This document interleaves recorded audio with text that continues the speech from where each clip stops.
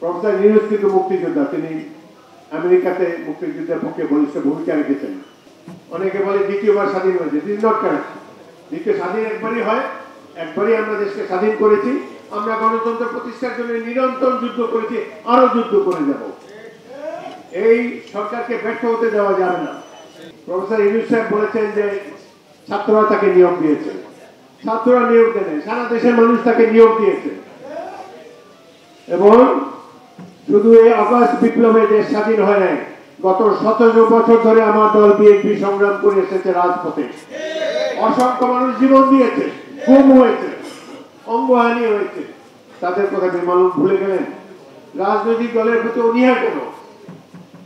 সকল রাষ্ট্র ব্যবস্থায় স্টেক হোল্ডার হলো রাজনৈতিক দল। তাদের সাথে এখনো গঠনমূলক আলোচনা করা হয় নাই।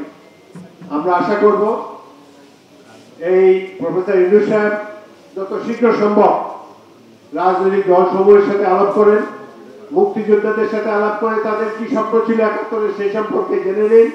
প্রফেসর ইউনূস কিন্তু মুক্তিযোদ্ধা, তিনি আমেরিকাতে মুক্তিযুদ্ধের পক্ষে বলিষ্ঠ ভূমিকা রেখেছেন।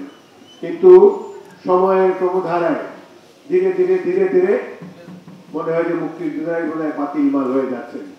মুক্তিযুদ্ধের চেতনাই তো এই দেশকে বাঁচিয়ে রেখেছে। এই যে রাজপথে সাহস করে নেমেছে ছাত্ররা, যুবকেরা, সাধারণ মানুষ, এই সাহস তারা ৭১ সালের থেকে পেয়েছে।